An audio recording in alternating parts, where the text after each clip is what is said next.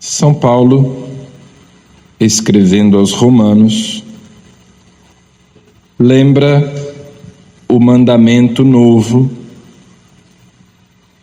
que Jesus nos deu,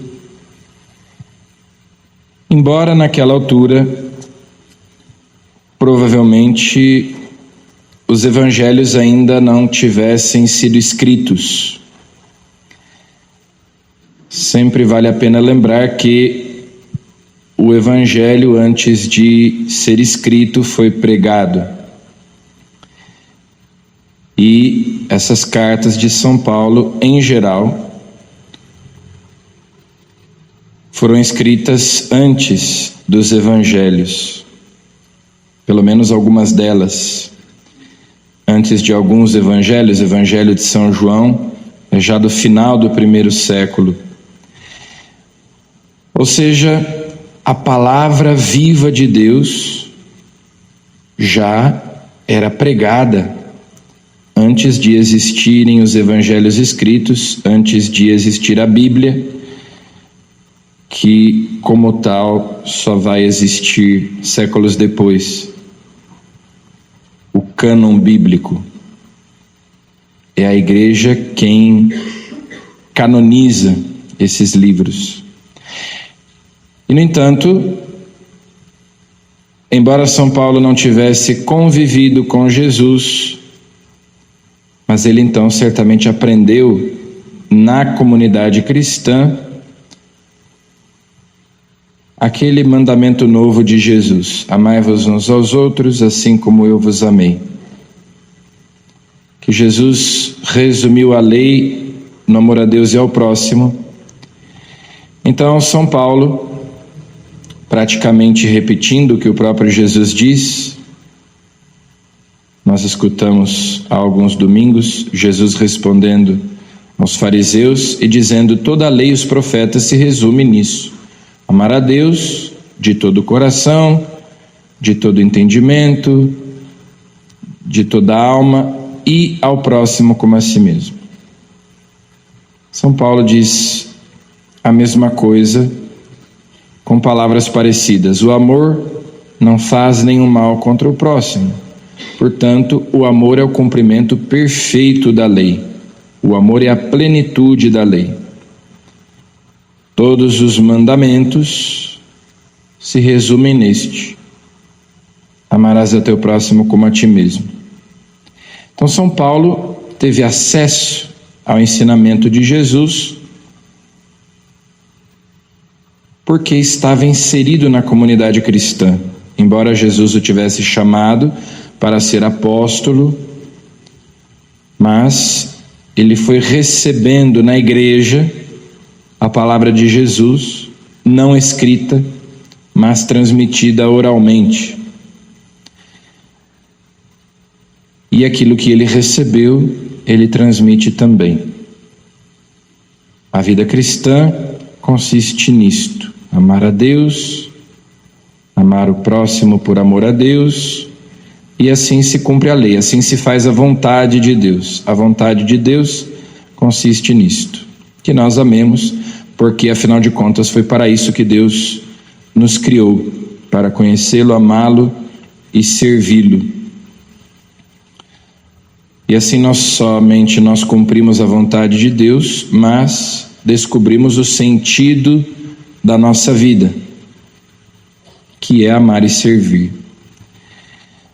Depois Jesus, no Evangelho, agora não mais na casa do chefe dos fariseus, agora Jesus caminhando com os seus discípulos, grandes multidões o acompanhavam. Então, não apenas os discípulos, outras pessoas também simpatizantes, digamos assim, ou somente curiosas, seguiam Jesus, porque ele curava, porque ele expulsava demônios, fazia milagres, falava com autoridade. Jesus caminhava na frente, os discípulos vinham atrás, junto com a multidão. Então Jesus se volta para eles. Jesus, que estava caminhando, olha para trás, para aqueles que o seguiam e diz que existem condições para o discipulado, para o seguimento. Se alguém vem a mim e não se desapega de seu pai, sua mãe, sua mulher e seus filhos, seus irmãos e suas irmãs, e mais do que isso, se não se desapega até da sua própria vida, não pode ser meu discípulo, não pode me seguir. Por isso é que ele olha para trás, para aquela multidão, para aquela gente que seguia Jesus por curiosidade, por interesse, e disse: se vocês querem me seguir, se vocês querem ser meus discípulos, vocês precisam se desapegar de tudo. No final das contas, lembrando o primeiro mandamento, que é amar a Deus sobre todas as coisas. Então, se Jesus exige que os seus discípulos o amem sobre todas as coisas, de todo o coração, de toda a alma, de todo o entendimento, com todas as forças, Jesus só poderia pedir isso legitimamente porque é Deus que se fez homem. Então, sem esse desapegar-se de si e de tudo mais, não é possível ser discípulo de Jesus, não é possível segui-lo. Quem não carrega a sua cruz e não caminha atrás de mim, não pode ser meu discípulo. Depois, ali mais para o final, qualquer um de vós, se não renunciar a tudo que tem, não pode ser meu discípulo. Então, a condição para que nós sejamos cristãos é o desapego absoluto, é a renúncia de si mesmo, é o desapego total para amar Jesus em primeiro lugar sobre todas as coisas.